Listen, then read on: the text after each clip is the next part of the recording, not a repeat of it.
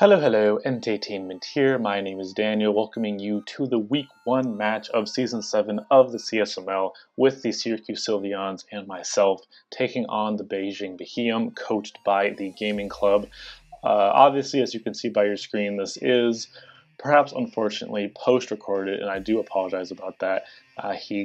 We set a time, and I'm not blaming him for this at all, but it was kind of caught me at a weird time. I was in the midst of eating dinner, and I was actually sort of in the dining hall when this match took place, so I was a little bit distracted just by things going on around me. So despite that, I felt really awesome about this match. It was a super fun match to participate in, I have to admit, and I really am happy with the results. So without saying much more, I'm just going to analyze the teams really quick and what I was thinking when the match actually started, and then we will hop right into it. So in case you missed the team builder, we are rocking Specs Curum with Roost, a defensive Toxapex with Haze, U-turning itemless Talonflame with Acrobatics and Swords Dance, a Rocking Piloswine with Dual Stab and Priority, Scarf Nidoking just with Dual Stab and some coverage, and then a Spinning Hitmontop with Foresight. So already a couple unfortunate things about the team building. First, I have Foresight on Hitmontop, which, since he has no Delmies, is completely useless to me. So it's just like a wasted move, which really sucks, but couldn't really do anything about that. Next, on the Nidoking, as you might have noticed in the team builder, I actually have Sludge Bomb instead of Sludge Wave, and obviously, if you're a Sheer Force user, it doesn't, like, you would always run Sludge Wave over Sludge Bomb since it's more powerful, and the chance to poison is 0% either way. So that also sucks. I have a little less damage output than I normally would on the poison side of my stab. And then finally, if you look at his team, it gets completely run through by Scrafty. Like, I thought he would be really scared of Scrafty, and I guess I should have brought it anyways, but like, if I bring a Dragon Dance Scrafty with knockoff Drain Punch and Ice Punch for the Landorus, like, everything on his team just dies. So I don't know if he had maybe some weird trick for it. Obviously, I wouldn't have seen it since I don't have the Scrafty, but all I would have to do is get enough Dragon Dances, and I can just obliterate this team with the steady Moxie boost. But clearly, he had no fear in the Scrafty unless he thought that like Intimidate Hitmonchan would have been enough for it, but it does actually reveal later to be an Iron Fist Hitmonchan, so I don't know if he had anything planned for the Scrafty. Maybe he just didn't think it was that much of a threat, but regardless, I do not have it, so we're not going to dwell on it too much. I really didn't know what he was going to lead with.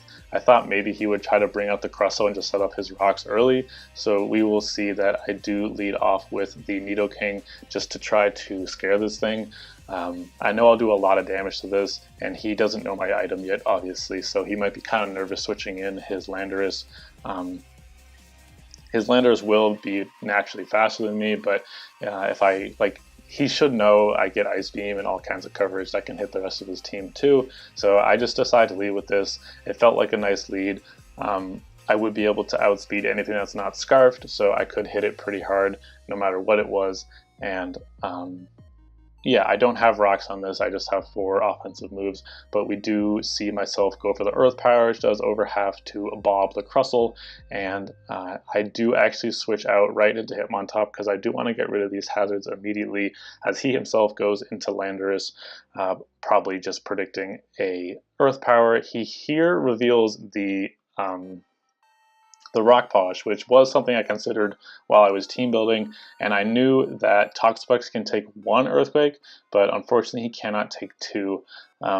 One thing I did not consider is something you're going to see in a couple turns that is obviously very scary to little Hitmontop here, but I'm not sure at this point if he is physical or special. I do have Dreidel out here, and I'm fairly confident that I can take him on. Since he's not boosting his attack or anything. So we will see him go for the Stone Edge. I assume he was predicting the Talonflame switch there. I don't really see any other reason for him to go for Stone Edge, and he does unfortunately miss, which allows me to get a free close combat off, which doesn't exactly do a load of damage, but it still does a pretty good amount. So here I try to be a little cheeky, and I just go into Talonflame in case he wants to Earthquake me this turn, and he actually uses up his Z Crystal, which was 100% something I completely forgot about. So Talonflame gets completely bobbed by the Supersonic Strike. However, I would much rather have Talonflame dead than Hitmontop, because his rocker is still alive. Hitmontop can still intimidate a lot of his team. I mean, if it's physical Victini, I can get sort of a saving grace, just send Hitmontop into the jaws of death and get an Intimidate off. It can intimidate this thing still, as it has revealed to be physical. It can intimidate Hitmonchan, Durant, even Crustle. Like, his only special attacker, his only clear special attacker right now is Kyurem. I'm not sure about the Victini at this point in time, but it could be physical. Regardless, I do go into the Piloswine because I should be able to scare him with Priority Ice Shard. I don't know the rest of his, I don't know what his other move is right now. I've seen Stone Edge, Supersonic Strike, and the Rock Polish. So it could be Superpower. I think this thing has Superpower, but I was pretty faithful that he would have Earthquake because he definitely wants Stab on this guy, I would assume. So I felt pretty safe sending this thing in, even though I don't think Ice Shard was like a guaranteed KO. But regardless, it is enough to scare him out. And I think I do just go for the Ice Shard because obviously that thing's a threat. And I had to switch out now into Toxapex, which can shut down this thing pretty well. I actually took a lot of damage, I thought, personally, and that revealed to me, since he is Life Orb, this is like an adamant Iron Fist Hitmonchan. So this thing is actually doing 16% to Toxapex, which sounds like a lot, or sounded like a lot to me at the time. Here I do, unfortunately, actually get the burn on the Kyurem. I would have much rather to Toxic this thing, but unfortunately it did not work out that way, as it ends up revealing the Psychic to do a lot of damage to me. But more importantly, he also lowers my special defense. I'm actually going to switch this over to normal to see if I can just narrate over this while it happens, maybe even slow, I'm not sure. Hopefully this will be the only time this season I have to resort to this, but things happen and I'm sure you guys understand. So regardless, he does hit me with the Psychic, but also lowers my special defense, so I wouldn't have wanted to stay in anyways, but I definitely can't stay in now because I can definitely die easily. So we do need to switch out into Mamoswine. I don't actually have a Psychic switch, which sucks. I didn't even realize that this thing got Psychic as he proceeds to then crit my Piloswine, which obviously hurts, but he didn't get the special defense drop, so it's not too big of a deal, as I do scare him out now thanks to not having lowered special defense, and I can just go, I believe, for Rocks here as he sends out his Durant. Now, I was pretty confident this thing would just be a physical attacker. I'm not sure what else you can do with Durant unless you want to do some kind of weird entrainment set. So he just goes right for the Iron Head, which does a ton of damage actually to Dreidel through the Intimidate. So I know that he must be like, he's Hustle, and we do see the Life Orb recoil. So this thing is doing a lot of damage. Here the Fake Out comes in pretty handy. I mean, I do get the free Leftovers recovery and he can't do anything about it. It's not like I do a ton of damage to him, but I'm at least back up above half. So it's nice to have Dreidel a little higher than he was before. So now we're just going to go right into Toxapex. I know this thing does get Thunderfang, but he can miss, as you just saw there, and also I am fully defensive, and he is -1 attack, so unfortunately he proceeds to miss 2 moves. He misses the Iron Head and then misses the Thunderfang. I'm not sure how much that would have done to me. I think I calced it, but I don't actually remember at this point in time. But regardless, he misses both of them, and I get the Scald, not getting the burn, which is, I'm not like upset about that. It is what it is. As we go for another Scald on the Hitmonchan, again, once again, not getting the burn, as he is forced to go for Rapid Spin, which is actually not something I was expecting to see, because he's taking Life Orb recoil just for going for Rapid Spin, so I was not actually ready for that, but I guess I should have seen it coming since he's switching a Hitmonchan into Toxapex, but I thought he would go for Thunder Punch or something. Regardless, he now has to switch back out and goes into Crustle, obviously trying to set up his hazards once again. I do still have my Hitmontop around, and it is actually healthier than his spinner, so I'm feeling okay about this current situation. I do know that if I go into the Hitmontop here, which I do, he's just going to get a free switch into some kind of monster, so I think I debated just clicking close combat here, but I figured the monster he would switch in would be Victini, not like Kyurem or anything, because that would be kind of weird. So I do end up just going for the rapid spin, as the monster does indeed come out, Vsauce the Victini, and I do just go for rapid spin. I don't have really anything to hit this anyways. Like I said, I have Foresight, Fake Out, and close combat, as well as rapid spin, so nothing I was going for was really going to do that much damage to me. Unfortunately, he actually over predicts here and goes for the U-turn. Now, I had absolutely no switch into this. Like, he could have just easily clicked anything, really. He could have clicked Zen Headbutt, he could have clicked V-Create. And this is something I was ready for, because I was ready to just sack this guy and then try to go into my Nidoking and outspeed. I don't know this thing's item at the moment, but unfortunately for him, he does just go for U-turn, and that lets me get a free close combat off on the Landorus. And like, just once again, I had absolutely no switch into Victini. I don't know what he was even predicting to come in, maybe the Toxapex or something, but like, there's no way I'm switching, because he could just click Zen Headbutt just as safely. There's no way I'm switching Toxapex into that. So that made me think that maybe he was special, but even then, like, I really was confused by the U-turn. But regardless, I do switch in Toxapex here on the Earthquake, and we see that I do take that, and thanks to Regenerator, it won't actually affect me too badly, as he actually pulls a double here into his Kyurem, as I am of course forced to switch since the threat of the Earthquake would definitely have killed me. So I actually go back out into my Hitmontop, and we will see here once again, I'm pretty sure I just go for Fake Out, trying to get that health regen as well as get that little bit of chip damage on the Kyurem. I really wish this guy was poisoned, like I said earlier, but especially since the burn damage nerf, that is really going to come back to bite me in the ass later in the match. But like I just finished saying, I do go for the Fake Out, and I have to stay in on a Draco Meteor because I don't know what this thing is right now. But he does go for that Draco and obviously kills me. I thought at this point he was actually Specs, just like my Kyurem, so that was interesting. When I was looking at the damage from the Psychic from earlier, I really assumed he was Specs, so I do bring in Toxapex here, even though he does have the Toxic, and I am able to pick up a kill here on the Crustle, so he no longer has ways to set up hazards.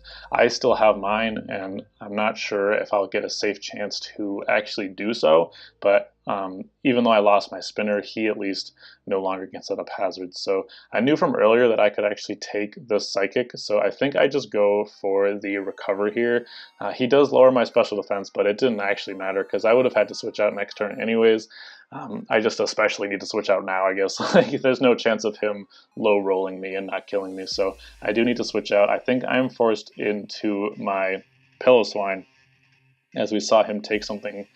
We saw him take that move earlier, and he does take 33% once again. So obviously I am in kill range, and he unfortunately is not in kill range of Ice Shard. I didn't really do the exact math, but I think if I had been able to toxic him, I would have been able to kill him there if everything had gone the same, which it probably would not have, but unfortunately that is not the case, so this thing does still stay alive, and I am forced to go back into Patrick because I don't want Kyurem taking any damage that doesn't have to, and obviously I don't want to yet reveal that Nidoking is Scarfed, because if I go for Earth Power, he goes into his Landorus.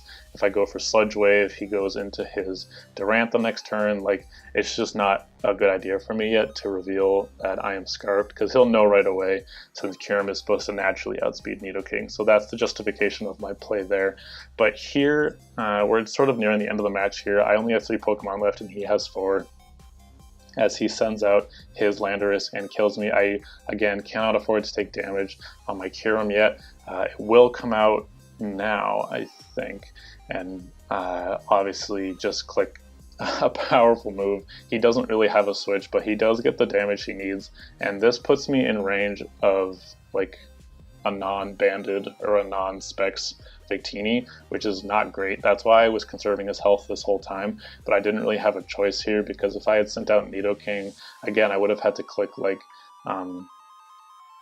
Ice Beam or Sludge Wave, and neither of those were very convenient moves looking at the rest of his team. So really, now that I have Landorus out of the way, Nidoking can beat this team, and unfortunately he does miss the Iron Head here, which means that the Durant is also going to drop to Kyurem. So that is actually a really crucial miss, as we'll see in the last turns of the match coming up here. So now he is going to go into his Hitmonchan, and I am actually going to switch here because I know he's going to try to Mach Punch me. There's no way he's going for like close combat or anything. So I do bring out the Nidoking. Nidoking can never in any circumstances take anything from Victini, so I don't really care if this thing takes a little bit of damage from 2 Mach Punches. So he is going to do just that. He's going to hit me with 2 Mach Punches as I now kill him with the Earth Power, and now he sends out the Victini. So this is the moment of truth because I'm Scarfed and I'm not sure what his item actually is. So he sends out the Victini, and unfortunately we will see that he too is Scarfed.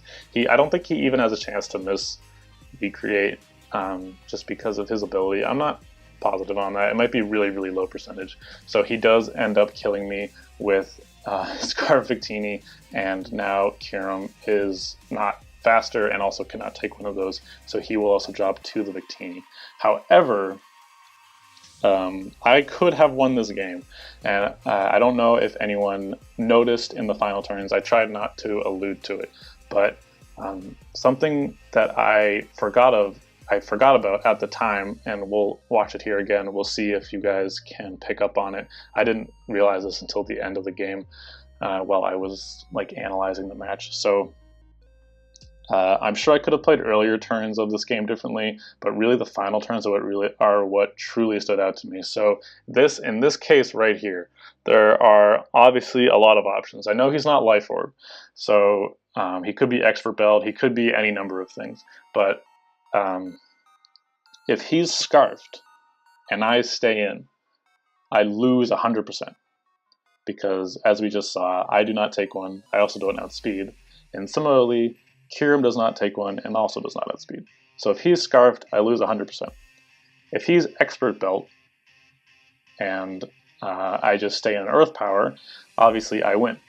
However, if he's Expert Belt and I switch into Kyurem and let Kyurem die, and then go back out into Nidoking after the V-Create, I still also win.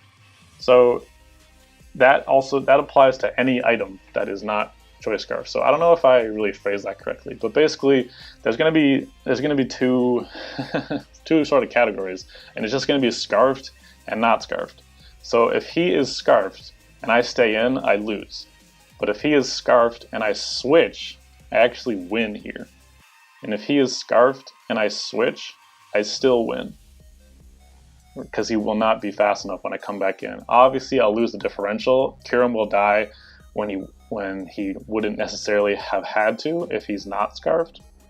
Because if he's Expert Belt or something here, I can just stay in an Earth Power and I'm going to win 2-0.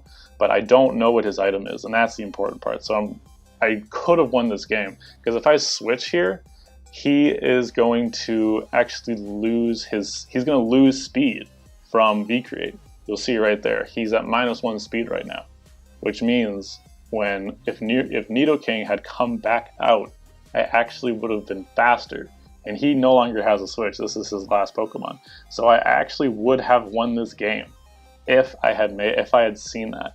Now, first of all, I had forgotten that V-Create even lowers your speed. And that feels like kind of a complex thought. I don't know. Maybe I just suck. Maybe you guys saw that immediately. But I definitely did not see that. And it kind of hurts to see that after the game and realize that you could have won the match. So just once again, because I think this is a really, really interesting like final turns. And I am really, I just loved this game. This game was so fun to play. And again, like I said at the very beginning of the match, I'm really happy with the result. Even though I lost, I still felt like I played very well up until the final 2 turns. If I had managed to pull this off in the final 2 or 3 turns, this probably would have been the best match I've ever had. But as we can see, I do stay in. I do not switch because I do not make the connection that V-Create lowers your speed. And since if he clicks it here, that means that I will outspeed the following turn. Now, if he is Choice Scarfed and Special, if he's going for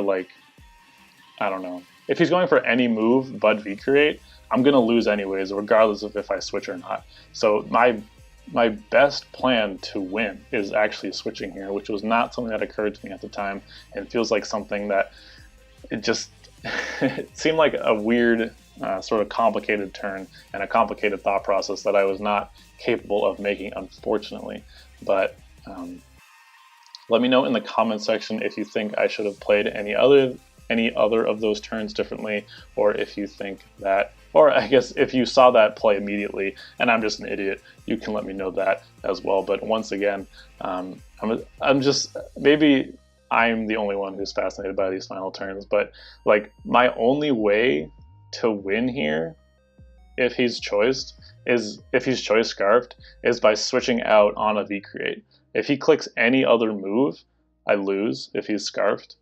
But if he's not scarfed, I win, regardless of if I switch or not. So if that all made sense, it was really hard for me to phrase. I don't know what his other moves were. I don't know why he didn't just click like Zen Headbutt or something. I think that probably would have still killed Kyurem. So maybe he didn't realize this either. I don't think he can miss Zen Headbutt.